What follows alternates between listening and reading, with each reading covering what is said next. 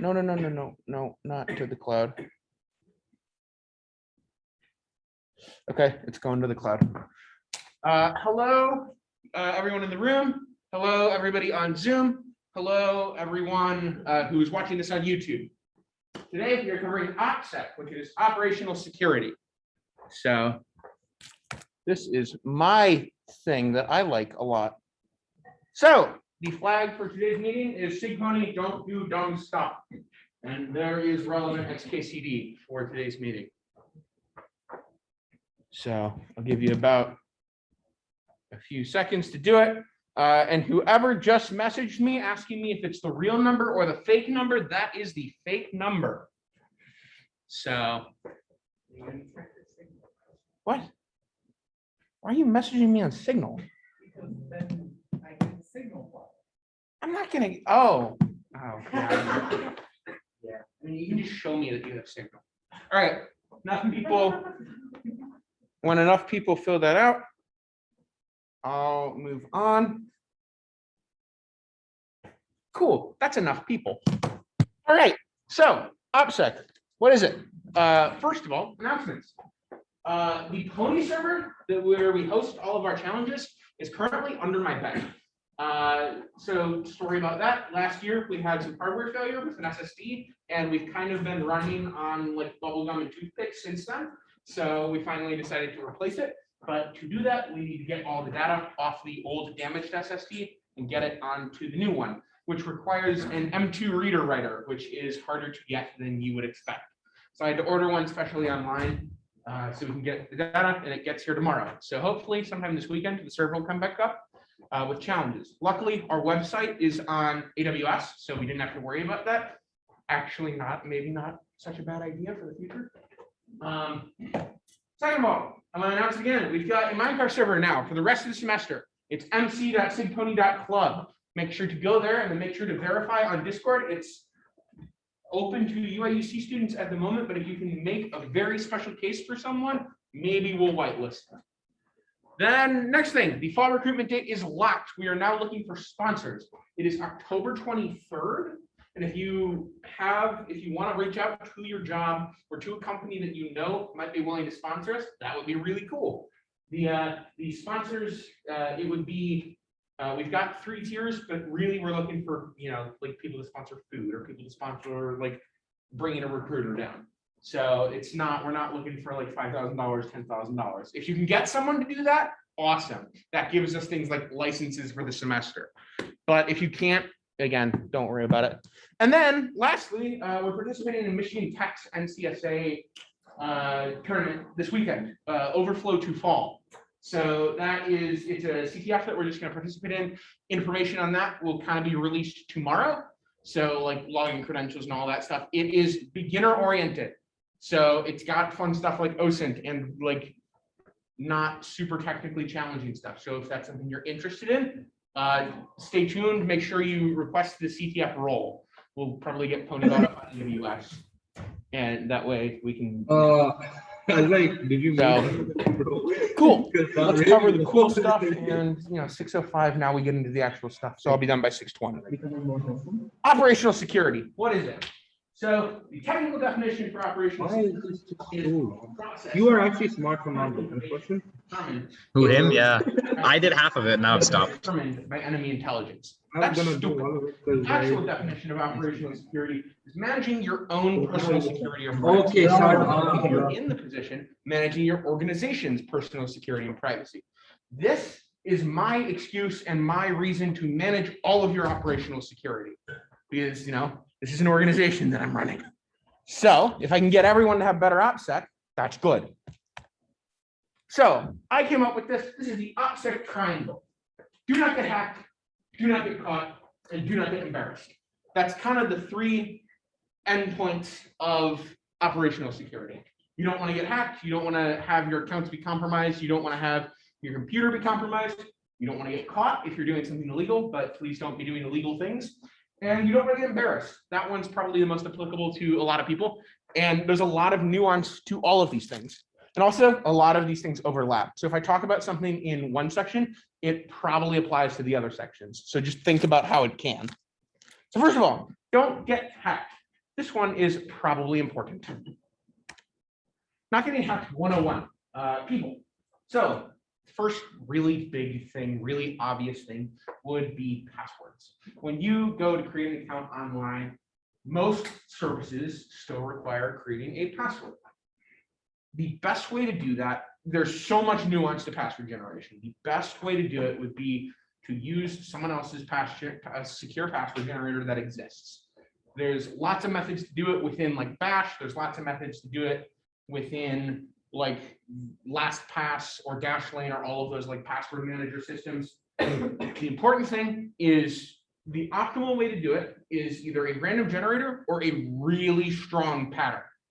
So if you want to be able to like just have it in your brain, that way you can use it, that pattern that you have to use has to be really complex and really strong. Because if someone can guess your pattern, it's over. Like it comes down to like a small attack. So my best advice is to use a random generator and never ever reuse passwords, ever. Like just blanket statement, never reuse passwords because again, relevant XKCD. Hey, look, someone leaked emails and passwords from the Smash Mouth message boards. Cool, let's try all of them on Venmo. Like, you think it's called credential stuffing and it happens all the time. So next big thing that is useful, you can use a password manager. So password managers allow for random passwords and it also allows for password encryption. So it's stored in a vault that only you know the master key to. The Chrome default password manager uses reversible encryption. And it also stores your passwords on Chrome's servers. So it's not as secure as something like a Dashlane or a LastPass, but ultimately you're putting your trust in Chrome. And if the Chrome default password manager breaks at some point, there's a lot bigger problems than you having your specific passwords leaked. Because someone's got government passwords, someone's got like something of really high importance. And we're going to talk about threat modeling and the "you're not a target" quote in a little bit. Another really big thing, MFA. So MFA or 2FA is multi-factor or two-factor authentication. Two-factor authentication is good, multi-factor authentication is better. SMS, which is like messaging, just like text message authentication, is better than just a password, but it's still weak because of a bunch of different attacks. The most well-known one, which is becoming more well-known, is a SIM swapping attack, where you call up their carrier and say, hey, I have this new phone chip called a SIM card, and I would like to plug it into my new phone. Here is my phone number. Here is my personal information. Please reroute all text messages and phone calls to this new phone. And then if you trick them enough, they just say yes, and then all 2FA messages go to this new phone. So then here's the general layout for what's strongest. YubiKey is stronger than app-based passwords, and app-based passwords are stronger than SMS, which is, of course, stronger than just a password. A YubiKey is a hardware-based form of multi-factor authentication, where you take an actual key. I got one right here. A few people here also have one from the WCS event, or the WCS event. So this is a YubiKey. It's like $40, and you plug it into your computer. And when you plug it in, you push this little button right here, and it generates a key based on the secret keys that are in this device, and it verifies it with the server to verify that you are like actually who you say you are. But again, all of these things can still be phished, where like you set up a fake website with fake credentials. So big next thing, awareness. Don't click on links is like a term that you've probably heard from the past. It's a kind of dated term because links were literally invented to be clicked on. So the better phrase is know when to click links. So know the relevance of the link, know the context of what something's being sent to you. If you're not sure, you can always reply via a different method.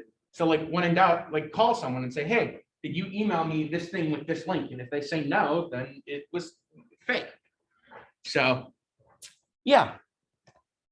The related challenges for this are password manager, enable MFA, and upgrade MFA.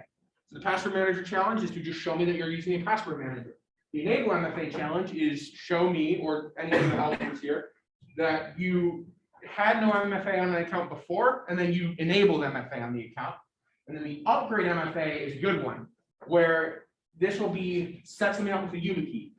Take something that you have as SMS and set it up with app-based authentication. You'll get points just for doing that. So I believe upgrade MFA is worth double points. So yeah, not getting hacked. Organizations, real quick, super duper quick. Segmentation is a concept where if you are the leader of an organization, you want to keep certain sections of your organization separate from other sections. So say you're in charge of a company, you want to make sure that your accounting servers and your accounting spreadsheets are separate from your dev team spreadsheets or your security research teams like repos and files. And you want to make sure that your lab is properly isolated so it can't, like if someone's analyzing ransomware, it's not going to escape in your actual company, or like even worse, escape into the wild, and then you're to blame for that. Another really big thing, awareness training. Teach other people how to be aware of phishing attacks, how to be aware of like advanced persistent threats. It just make people aware that security is something you have to care about. And then make sure all of your org members themselves have good OpSec, which is important. And then also that one right at the bottom, little grayed out a little bit. Technical solutions do exist to kind of try and prevent against some of these OpSec failures, but really the best way to do it is to train people to have good awareness. So another good thing to not get hacked, safe browsing.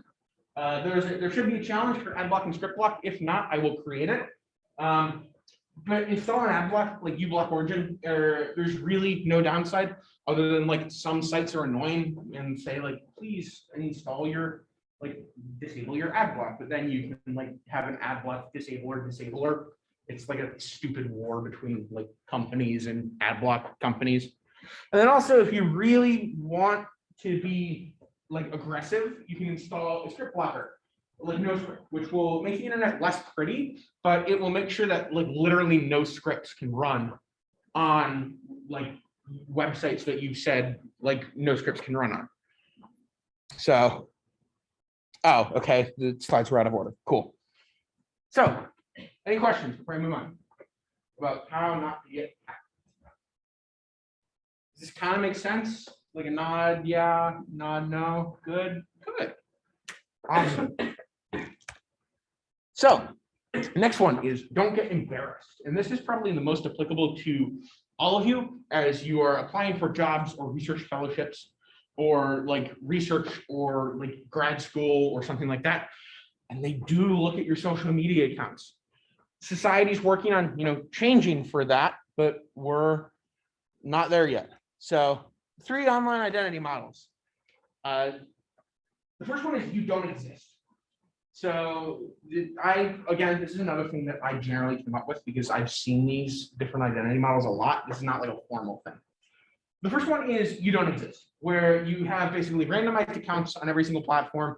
There is no link between your digital identity / identities and your real identity.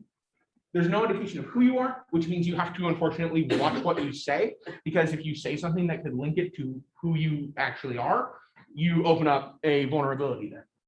So then, second option is you don't care.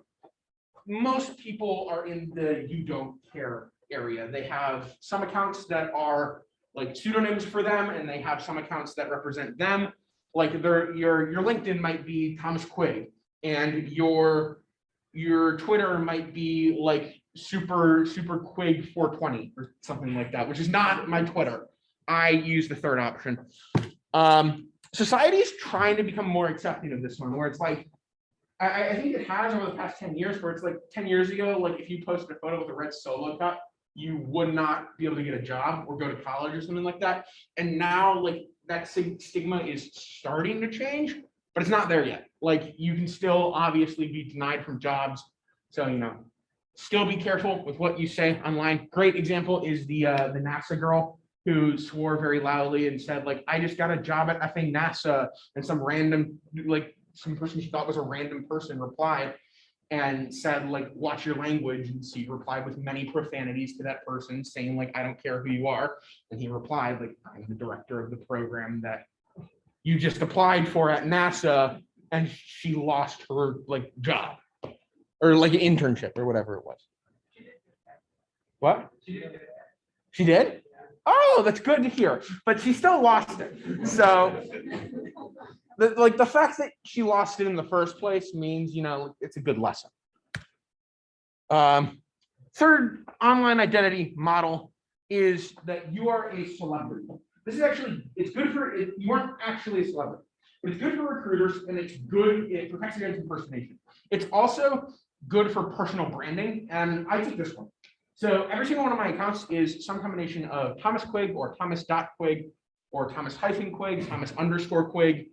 You can find me on almost every single platform as that username. If I don't use that platform, the account literally exists so that no one else can go onto that platform and then take it. I have a list, like a text file list of every single account that I have on every single page, not the passwords, just the usernames. So that if someone says like, hey, there's like a suspicious account that exists, I can just be like, yeah, that's not mine. And I can report it with proof.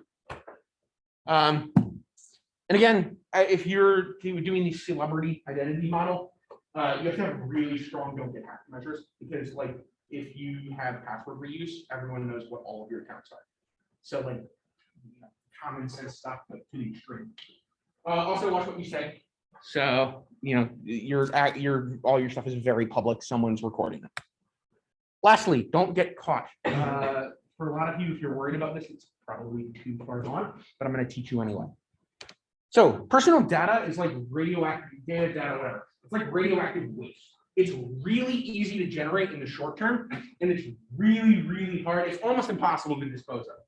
It requires long-term planning to manage like how you put out data. Every single one of your tweets, every single one of your hot takes on your second Reddit account that you think people don't know about, every single one of your like YouTube comments. YouTube comments are actually getting searchable now by a really interesting method. If you want to see it, let me know, I'll show you. So like what will happen to Twitter or Facebook in 5 years? There could be a leak of all of that. Look at all of the alt-right sites revolving around January 6th that are now just completely leaking. I believe Parler was completely crawled and downloaded. So like everything anyone ever said, including deleted things, deleted accounts on that website, is now up to every single security researcher in the world to view. So, that's Parler, but that same principle applies to things like Twitter and Facebook and YouTube and every other social media. The challenges there are find something embarrassing, where I am giving every single person here permission to try and find something embarrassing about me, which means you get to crawl through my digital life. We will talk about the ethics of that on Sunday if you're interested, and I'm just going to let you do it. So, and also delete your account. Delete an account, and you'll get points. Another big thing, if you want to not get caught, is to use secure communication. So, and then encrypted messaging apps are really important, like Signal.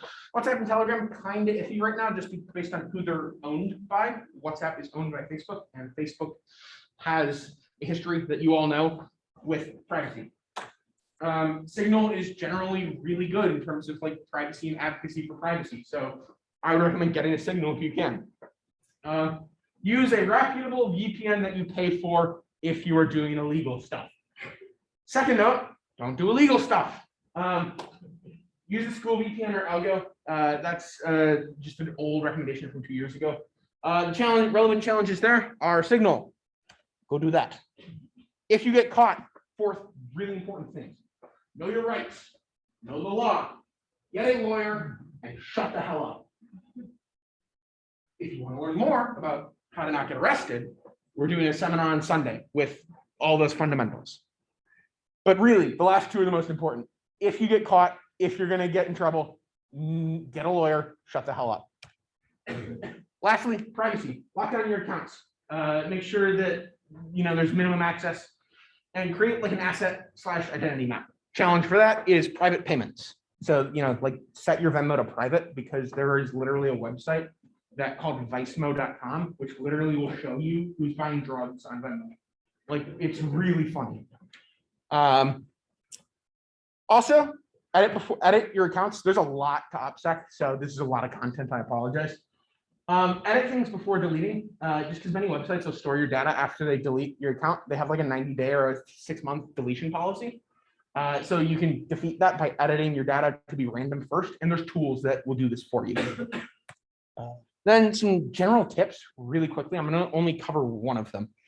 Overlap, blah, blah, risk and threat modeling. This is the most important part of OpSec. What really matters here is who you are. Because don't waste time on the small stuff. Are you a spy? Are you a drug dealer? Are you a student or a security researcher? If you're just a student who studies like biology, that's a lot different than if you're like an active member of a computer security club. You need to think a little bit differently. If you're DevOps at like a big tech firm, so like, what are the actual threats to you? You don't want to waste time on the small stuff. And a great way to handle that is to make a model. That could be a spreadsheet, it could be a graph. You could just do like a drawing of all the things that might be a threat to you and figure out how you can deal with them. Don't even worry about that. That's just like if the world ends, like paranoia stuff. Don't even worry about it. Compartmentalization, TLDR, have different, like compartmentalize your stuff, like emails and stuff. Make sure banking is separate from everything else. That one old Yahoo account that you haven't deleted. Rotate passwords. They make you do that anyway. Cool. Security fatigue. This is tiring. This is a lot of stuff. It's tiring. It's a lot to have to do this all the time. There's diminishing returns. So, think about threat modeling and what's worth doing. Like, is it really worth going out and buying that third YubiKey? It's not. And then security versus convenience. If you have random passwords, how's that going to work on mobile? Right? Like, I've got random passwords and it's really inconvenient to type them in on mobile. I'm sure you can relate. Don't give up. It's easy to get depressed. Security can be a weird. When you learn about or work in security, you realize that almost everything is broken or can be broken. And that can be depressing, but working in security can also be really motivating because it can help you. You can be motivated to fix it, or you can be motivated to make the world better. And to make the world better, first you need to keep yourself secure. Also, watch out for the slippery slope fallacy. Cool. That is OpSec. Now there's a bunch of challenges at the top of ctf.sigpwny.com. There's no technical skill required. We're just going to walk around and you can do these things and we will give you flags. So like, show us that you enabled 2FA. Show us that you have Signal installed. Show us that you have a script blocker, and we'll give you points. And if you're done with all of that, try to find something embarrassing. If you can find something embarrassing that I don't know exists, you get double points. If you can find something embarrassing that's like, I want to delete, that's like 5 times points. So I know most of where I am online. So I would be surprised if someone can surprise me. Quaylen is one of the only few people who has ever surprised me. It was nuts what he pulled off. He found a speedrunning community that I ran from 2016 for an old game and joined the Discord server for it, which has since been locked off. I hope I pray. Please don't, because like all of those people have no idea that I'm the president of the Computer Security Club now, and they watched him join, and we're very concerned. There's like 4 of them, so don't. If you find that, don't. Cool. That's the meeting. I'm gonna stop recording. YouTube, make sure to like it. Why am I doing this joke anymore? Bye. I'm gonna stop the recording. You give him up.